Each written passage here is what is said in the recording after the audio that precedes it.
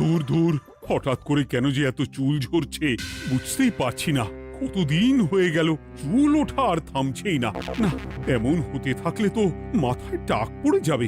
না না না, আজ রাজবৈদ্যের কাছে পরামর্শ নিতে হবে। কি ব্যাপার মহারাজ, আজ আপনাকে এমন চিন্তিত দেখাচ্ছে কেন? জীবনে বড় দুঃখ গোপাল, মন মেজাজ একদম ভালো নেই। সে কি কি হয়েছে মহারাজ? গোপাল থাকতে দুঃখ কিসের? আর বলো না,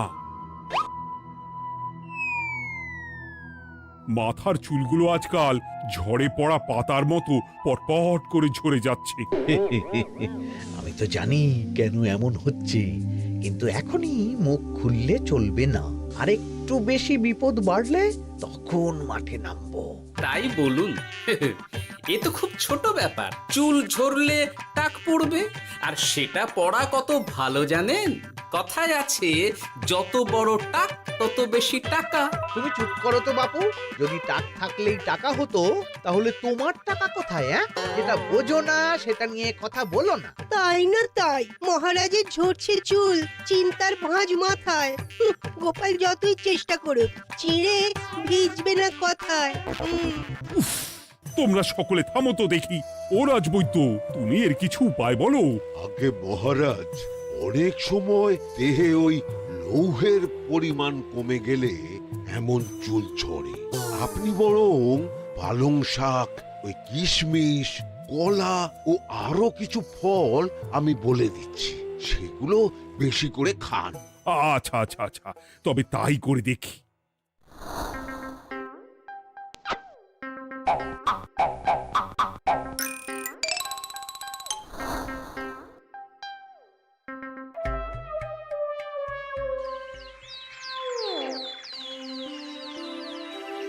ও রাজবৈদ্য, তোমার কথা মতো শাক পাতা ফলমূল সবই তো খেলাম, চুল ঝরা বন্ধ তো হলোই না।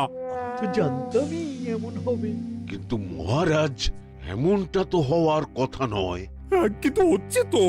আরে আমার সাধে চুল, কোথায় চলে গেলি সব? এর জন্য তুমি দায়ী। তুমি এর জন্য শাস্তি পাবে বৈদ্য। আমাকে আমাকে ক্ষমা করে দিন মহারাজ, এমনটা হবে এ তো আমি ভাবতেই পারিনি। কিছু মনে করবেন না মহারাজ, ছোট মুখে বড় কথা বলছি। কিন্তু সত্যি এখানে রাজবৈদ্যর কোনো দোষ নেই। ওকে শাস্তি দেওয়াটা ঠিক হবে না মহারাজ। দেখেছেন মহারাজ, গোপালের সাহসটা দেখেছেন? আপনার মুখের উপর কথা বলছে।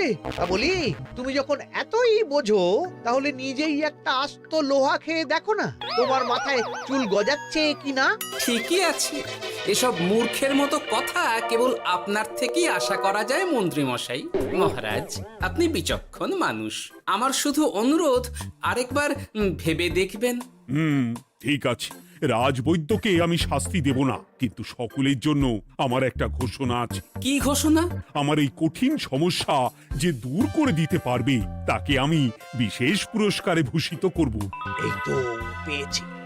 এই সুযোগ কোনোভাবেই হাতছাড়া করা চলবে না। এবারের সমস্যাটা সত্যি বেশ কঠিন।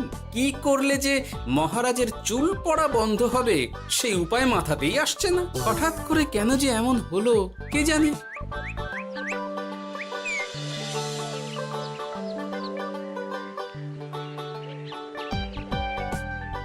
ও মা, তুমি এসে গেছো? একটু বসো, আমি তেলটা মেখেই হাত ধুয়ে খাবারটা বাড়ছি। হ্যাঁ, সে ঠিক আছে, কিন্তু তুমি কিসের তেল মাখছো এটা? কি আবার মাথার চুলের তেল? এখানেও চুল, ওদিকে মহারাজেরও চুল ঝরে পড়া নিয়ে আমরা সবাই হিমশিম খাচ্ছি গিন্নি। আরে, মহারাজের অত সুন্দর কালো চুলগুলো ঝরে যাচ্ছে, এ তো ভারী দুঃখের কথা। সে আর বলতে। ওই জন্যই তো আমি বাবা মাথায় এই জড়িবুটি তেল মাখি। এতে চুলের গোড়া শক্ত করে, চুলকে ভালো রাখে, নতুন চুল গজায় সব। হ্যাঁ। কি কি বললে? নতুন চুলও গজায়? সত্যি? হ্যাঁ, বাহ, তাহলে আর চিন্তা কি? আমাকে এই তেলটা একটু দিতে পারবে গিন্নি? মহারাজকে দিয়ে আসি। উনি বলেছেন যে ওনার সমস্যা দূর করতে পারবে তাকে উনি পুরস্কার দেবেন। ওমা, এই তাই নাকি? এ তো দারুণ ব্যাপার গো। নাও নাও নাও, তেলখানা নিয়ে মহারাজকে কাল দিয়ে এসো তাহলে। আর জানিয়ে দিও, দিনে 2 বার কিন্তু তেল মাখতেই হবে। হ্যাঁ, আচ্ছা, ঠিক আছে।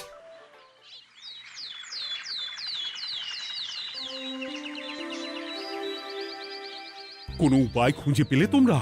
আগে মহারাজ, আমি আপনার জন্য নকল চুল বানিয়ে এনেছি। যতদিন আপনার চুল পড়া বন্ধ না হচ্ছে ততদিন আপনি এটা পরে ব্যবহার করতে পারেন। সে তো বুঝলাম, কিন্তু নকল চুল তো আর আসল চুলে জায়গা নিতে পারবে না বিজ্ঞানী। আসল চুলের কথা ভেবে আমি আপনার জন্য কেশুত্তে পাতা এনেছি মহারাজ। আচ্ছা বেশ। তা গোপাল, খুব তো আগের দিন বকবক করছিলে, তুমি কি এনেছো শুনি? সেটা যথাসময়ে দেখতে পেয়ে যাবেন মন্ত্রী মশাই। এটা জড়িবুটি তেল মহারাজ। আমি এটা আপনার জন্য এনেছি। এতে নতুন চুল গজায় আর চুলের স্বাস্থ্যও ভালো হয়।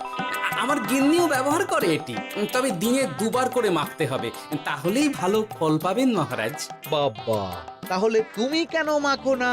আচ্ছা, আপনার সমস্যাটা ঠিক কোথায় বলুন তো মন্ত্রী মশাই? মহারাজের জন্য কিছু আনলেও কথা শোনান, না আনলেও কথা শোনান। সত্যি তো মন্ত্রী, কেন তুমি সব সময় গোপালের পিছনে পড়ে থাকো বলো তো? এরা তো তাও সবাই কিছু না কিছু আমার কথা চিন্তা করে এনেছে, তুমি তো সেটাও করনি। না, আসলে মহারাজ, আমিও ভাবছিলাম আপনার কথা, কিন্তু থাক, বুঝেছি। আহ, দারুণ। তেলের গন্ধটাও খুব সুন্দর। গোপাল, তোমায় অনেক ধন্যবাদ। আশা করছি ব্যবহার করলে খুব ভালো ফল দেবে। একদম দেবেই মহারাজ। দূর বাবা, ভেবেছিলাম এক, হলো আর এক। কোথা দিয়ে যে গোপালটা মাঝখান দিয়ে এসে নাক গলিয়ে ঢুকে পড়ে, খুব শক্ত পুরস্কার নেওয়ার। দেখাচ্ছি মজা।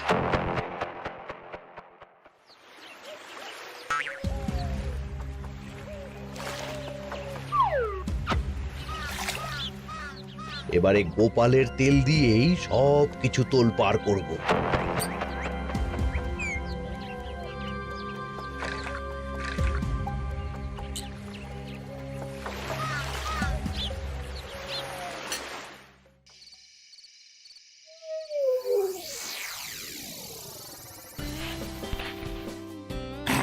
ব্যাস, হয়ে গেল 2 বার মাখা।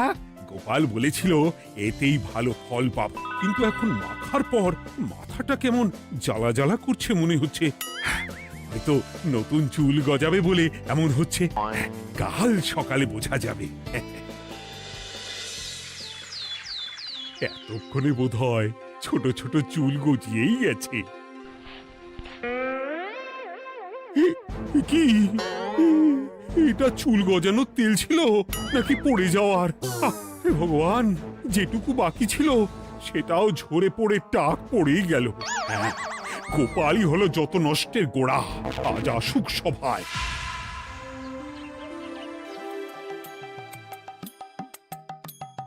এই যে এখন এলেন উনি। ও কি মহারাজ, আপনি এমন কাপড় মাথায় জড়িয়ে বসে আছেন কেন? তুমি আর এমন প্রশ্ন জিজ্ঞাসা করো না গোপাল, তোমার দয়াতেই মহারাজের এমন অবস্থা। মানে? মানেটা আমি তোমায় দেখাচ্ছি, দাঁড়াও। এই যে গোপালের দেওয়া তেল মেখেই আমার এমন হয়েছে, আর তার জন্য আমি তোমাকে কোনোদিনও ক্ষমা করব না গোপাল। বিশ্বাস করুন মহারাজ, আমার গিন্নিও মাখে এই তেল, কিন্তু এমন কিছু তো এখনো পর্যন্ত ঘটেনি। আমি আর কিচ্ছু শুনতে চাই না। আমার মাথা ভর্তি চুল আমি ফেরত চাই। যতদিন না আমার মাথার সব চুল ফিরে আসছে ততদিন আমি তোমার মুখও দেখতে চাই না। মহারাজ, আপনার কোনো চিন্তা নেই, আমি তো আছি। এবার এই সমস্যার একটা সমাধান আমি করেই ছাড়বো। কি ব্যাপার, মন্ত্রী মশাই এত লাফাচ্ছে কেন? এসবের পেছনে আবার ওনার হাত নেই তো? না, ব্যাপারটা পরে দেখতে হচ্ছে।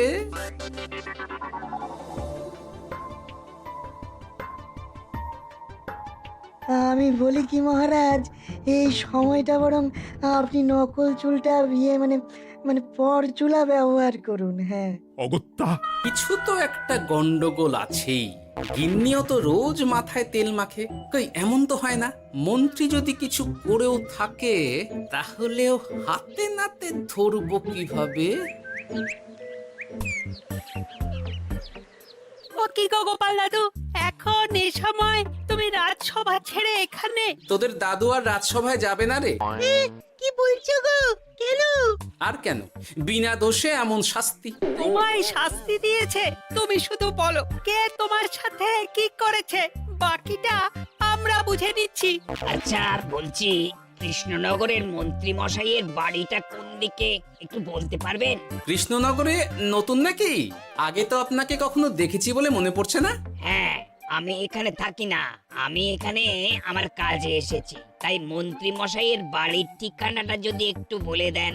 নিশ্চয়ই, এ পথ দিয়ে সোজা চলে যান, তারপর কিছুটা ডান দিকে গেলেই পেয়ে যাবেন। আচ্ছা, অনেক ধন্যবাদ। ভিন গাঁয়ের লোক মন্ত্রী মশাইয়ের বাড়িতে, ব্যাপারটা বেশ সন্দেহজনক লাগছে। এই এই গুলটে ন্যাপলা, তোরা তোরা দুজন একটু আড়াল থেকে দেখতো লোকটা মন্ত্রী মশাইয়ের বাড়িতে ঠিক কি জন্য এসেছে, তারপর আমায় খবর দিস। ঠিক আছে গোপাল দাদু। তোমার আবার এখানে আসার কি দরকার ছিল? আমি তো বলেছি যে আমি ঠিক গিয়ে তোমার পাওনা গন্ডা মিটিয়ে দেবো। মিটিয়ে দেবে? কতদিন হয়ে গেছে জানেন? দেখো, হয় আমার কীটনাশক আর সার সব ফিরিয়ে দিন, নয়তো আমার জিনিসের দাম মিটিয়ে দিন। কীটনাশক, সার আর কি করে ফেরত দেবো বলো? ও তো সব পুকুরের জলে মিশে গেছে। ওসব আমি জানি না, আমার পাওনা গন্ডা মিটিয়ে দিন, ব্যাস। চল চল, এখনই তাহলে গোপাল দাদুকে গিয়ে সব জানাই। হ্যাঁ, চল চল। দাদু, ও গোপাল দাদু। তোরা এসে গেছিস? আয় আয় আয় আয় আয়। মন্ত্রী মশাইয়ের মুখ থেকে অনেক খবর পেলাম। তাই নাকি? কি শুনি? মন্ত্রী মশাই ওই লোকটার কাছ থেকে অনেক কীটনাশক সার নিয়েছে, কিন্তু এখনো জিনিসের দাম মেটায়নি। হ্যাঁ, ওই জন্যই তো মন্ত্রী মশাইয়ের উপর লোকটা খুব রেগেছিল, হুমকিও দিয়েছে 1 সপ্তাহের মধ্যে জিনিসের দাম সব মিটিয়ে দিতে হবে। তাই নাকি? কিন্তু কীটনাশক সার নিয়ে মন্ত্রী মশাই কি করবে? সেটা তো বলতে পারবো না দাদু। তবে হ্যাঁ, মন্ত্রী মশাই ওই লোকটাকে বলছিল যে ওই সব কীটনাশক সার পুকুরের জলে মিশে গেছে। কি বললি? পুকুরের জলে? আচ্ছা, এবার দুয়ে দুয়ে 4 করা গেল। অনেক ধন্যবাদ রে তোদের। বল বল, তোরা কি খাবি? কিচ্ছু লাগবে না গোপাল দাদু, তবে ভোলা বয়ের আর মিষ্টি খাওয়ালে। আচ্ছা আচ্ছা। কি করে যে মহারাজকে আসল ব্যাপারটা বোঝাই, কিছু তো একটা উপায় বের করতেই হবে। তা বলি বাবা, রাজসভায় যেতে হবে না বলে কি সারাদিন এইভাবেই শয়নে শয়নে দিন কাটাবেন বাবা? হ্যাঁ, উপায় পেয়ে গেছি। বুঝলে গিন্নি, আমাকে একটা জায়গায় যেতে হবে, বুঝলে? তারপর ওখানে যদি কাজ হয় তাহলে আগামীকাল রাজসভায় আমি যাব। কিন্তু তুমি যে বলেছিলে তোমার এখন ছুটি। হ্যাঁ, কি আর করি বলো, গুরুত্বপূর্ণ একটা কাজ, তাই যেতেই হবে। আচ্ছা যাও। ওই গো বিজ্ঞানী, আরে গোপাল যে, বলো। এই যে বিজ্ঞানী, একটা বিশেষ দরকারে তোমার কাছে এলাম, বুঝলে? হ্যাঁ, বলোই না। আচ্ছা, এই দূষিত জলকে কিভাবে আবার পরিশুদ্ধ করে বলতে পারবে? কেন পারবো না? জলের মধ্যে একটু চুন আর ফটকিরি দিয়ে দিলেই জল আবার দূষণমুক্ত হয়ে যাবে। তবে ওগুলো দেওয়ার পর কিছুদিন সেই জলকে ব্যবহার করা বন্ধ রাখতে হয়। হ্যাঁ। আচ্ছা আচ্ছা, অনেক ধন্যবাদ, আসি তাহলে। হ্যাঁ,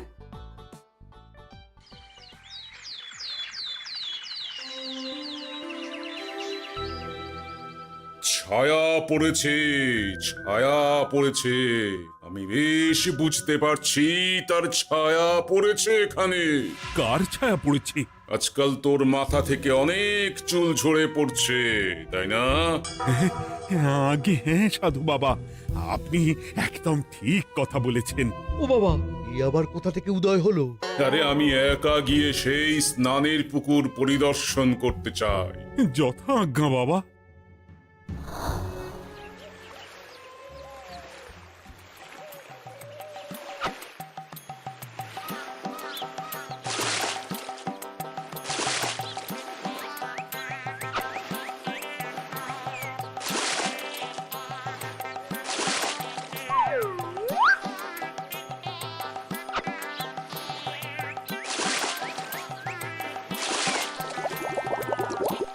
যাক বাবা, মোটামুটি সপ্তাহখানেক এভাবে থাকলেই পুকুরের জল আবার আগের মতো পরিষ্কার হয়ে যাবে। এবার শুধু মহারাজকে একটু বুঝিয়ে বললেই হয়ে যাবে।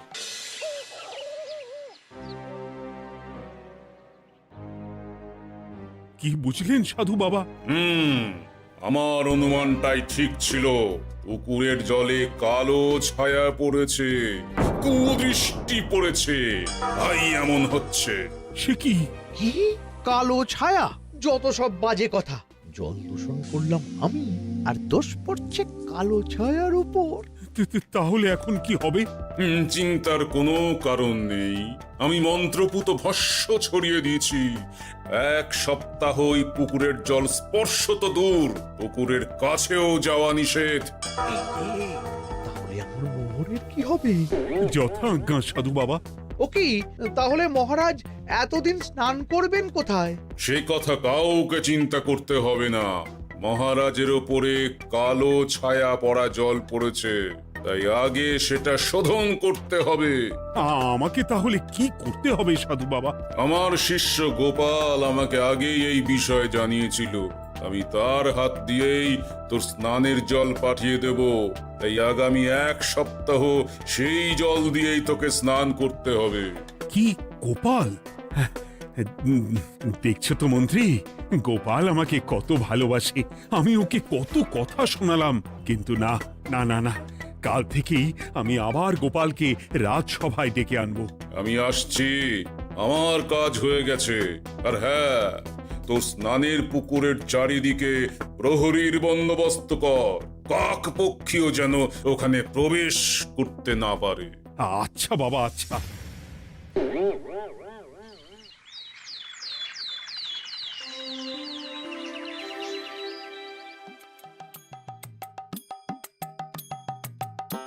গোপাল, তোমাকে আবার এখানে দেখতে পেয়ে আমার খুব ভালো লাগছে। তোমার গুরুদেব গতকাল এসেছিলেন, কিছু মনে করো না।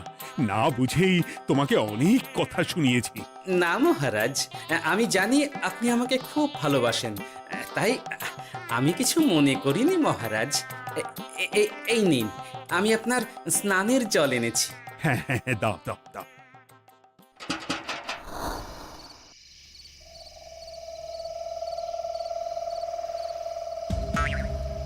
ও বাবা, পুকুরের কাছে যে গিয়ে দেখবো সে উপায় নেই।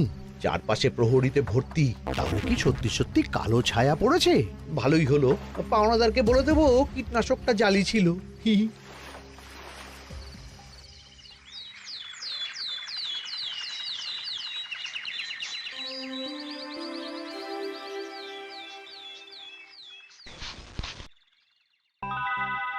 এই তো আমার সেই পুরনো কালো চুলগুলো আবার ফিরে এসেছে।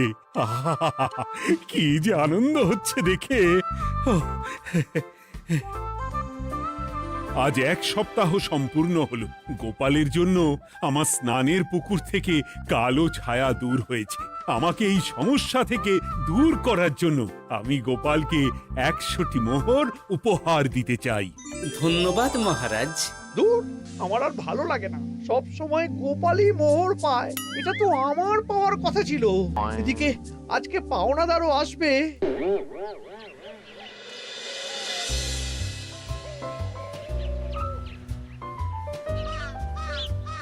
গোপাল দাদু, ওই লোকটা এসে গেছে। আচ্ছা, আসছি। এটা তো মন্ত্রীর বাড়ির দিকে রাস্তা। আমরা তাহলে ওদিকে এদিকে কেন যাচ্ছি গোপাল? আপনার পুকুরের আসল রহস্যটা কি সেটা আপনি জানবেন না মহারাজ? মানে নিজের চোখেই দেখুন, তাহলে বুঝতে পারবেন। আর একটু সময় দাও আমায় ভাই, এমনিতেও তোমার কীটনাশক কোনো কাজের নয়। কি এখন এসব কথা? আর একদিনও সময় দিতে পারছি না। একটু বোঝো, একটু। সব আমি মহারাজের পুকুরের জলে মিশিয়ে দিয়েছি। মন্ত্রী, তুমি তাহলে সেই কালো ছায়া? মহারাজ, আপনার পর্দা ফাঁস হয়ে গেছে মন্ত্রী মশাই। তুমি তাহলে সবটা জানতে? একদম প্রথম থেকে। রে, খুব জোর ফেঁসেছি। এদিকে পাওনাদার, ওদিকে মহারাজ, এখান থেকে কেটে পড়তে হবে। গন্ডগোল করে আবার পালানো হচ্ছে তবে রে। বলো, কেন করেছিলে? মহারাজ, আমি ভেবেছিলাম আপনার সব চুল উঠে গেলে আমি আপনার কাছ থেকে চুল গজানোর ওষুধ দেওয়ার নামে অনেক টাকা লুটবো। কিন্তু সেই ভাবনা ভাবনাই থেকে গেল, সেগুড়ে যে বালি হয়ে গেল। ভাবা যায় চুলের জন্য চুলো চুলি, হ্যাঁ?